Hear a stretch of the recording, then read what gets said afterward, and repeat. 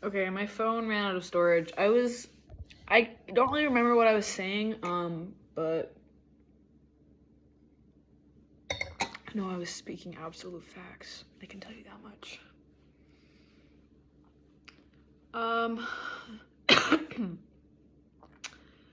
My advice that I would like to give to my invisible audience, is to read and write and paint and draw and dance and sing and cook as much as you can, because these are the things that they don't want you to do. They don't want us to express ourselves. They don't want us to build community.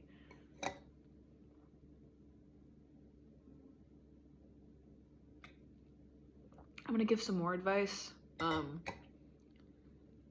And as I give this advice, keep in mind that I don't take all of it, because I wish that I could say that I was like perfect, but unfortunately that's not true.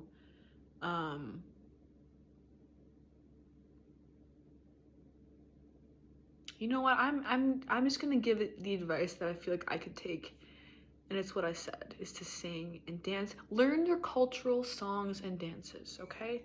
This is something that I would like to do. It's something that'll connect you to your ancestors and the strength of your ancestors, because if you research into your own history, you will find that your ancestors probably survived some sort of dictatorship. Your ancestors probably survived some sort of regime. Your ancestors survived something, and your chances of this are much higher depending on where your ancestors are from. But don't think that the violence that they put on you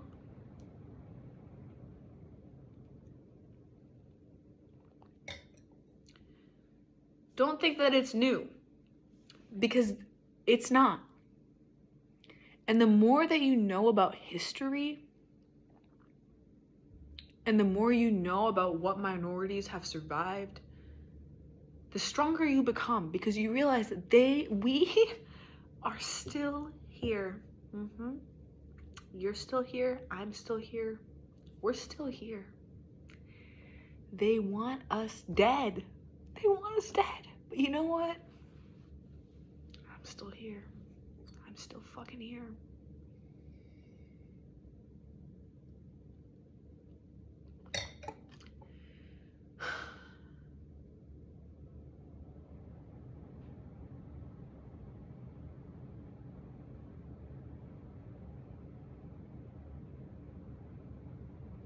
You have your one precious life, and this is what you choose to do with it. You choose to torture people. Why? I'll never understand the hatred that you have, the disconnect from your body, from your mind. Because if you were connected to your body and mind, you would feel in your heart, in your soul, if you have one, you would feel that what you're doing is wrong. But you make excuses for it. You call people criminals. You call them aliens. You call them illegal. Once again, bro, stolen land. These borders that you have made up and in your mind make someone a criminal if they cross them? I can't comprehend it, because listen to me.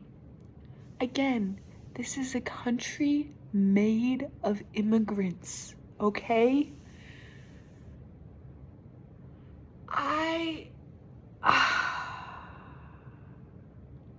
How do you think that people got here? How do you think that white people got here? They immigrated. You dumb fuck! Are you retarded?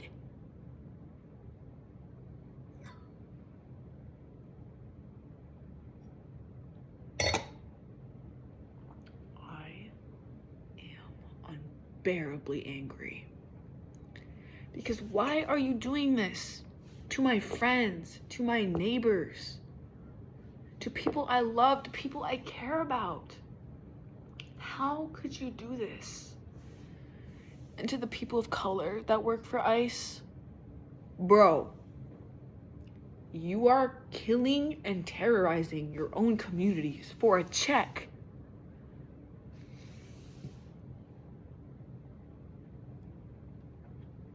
How can you live with yourself?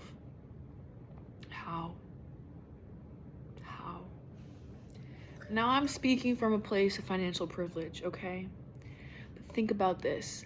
I go work at Burger King. No, not Burger King. Burger King gives food to the Israeli military, I think. Go work for, God, all these corruptions are fucking rotted. I was gonna say go work at McDonald's, but they're giving money to the IDF too. God damn you. Capitalism. Capitalism is the problem, okay? The two-party system is the problem. And I know that voting gives us a sense of it gives us a false sense of power, okay? Because we think if we can just vote Democrats into power, they'll protect us and this won't happen. But what happens when those 4 years are up and human rights are up for grabs again? You can't tell me that this system works. If human rights are up for grabs and if human rights are an issue on a ballot, and Democrats love to say, vote for me, I'll save you, I'll protect you. Then why does this keep on happening? You can't tell me this is working. You can't tell me this is working.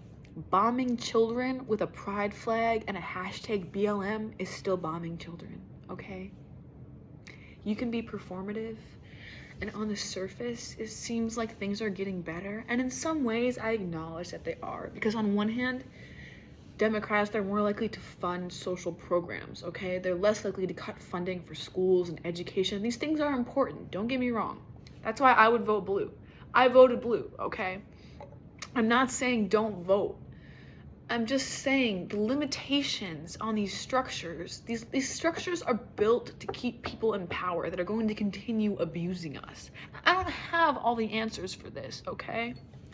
I'm not pretending to have all the answers here. I'm just saying, open your eyes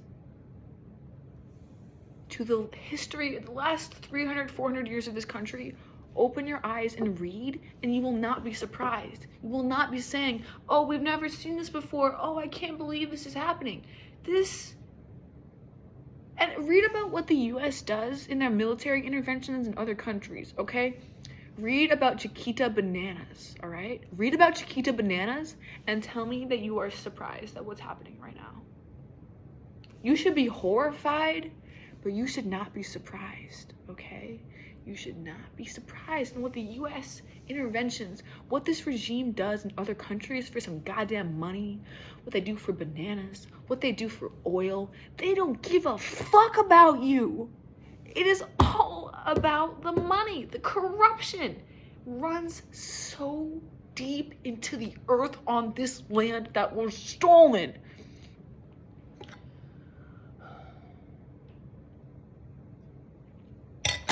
The answer is land back. It's the only answer. And if you don't like it, I don't know what to tell you. Because this land is not mine. It's not mine, bro. It's not mine. How would I know how to govern it when it doesn't even belong to me? Don't listen to me. Go listen to the indigenous people in your community, okay? Because they are the ones that stewarded this land for 10,000 plus years. 10,000, okay? We have been here for 300, 400, 500, okay? That's it. I want you to look at this. We are a tiny little speck in the history of this land. And look at what we have done with it in this short little centuries time span, okay? Look at what has happened. Do you think this is a good way to do things?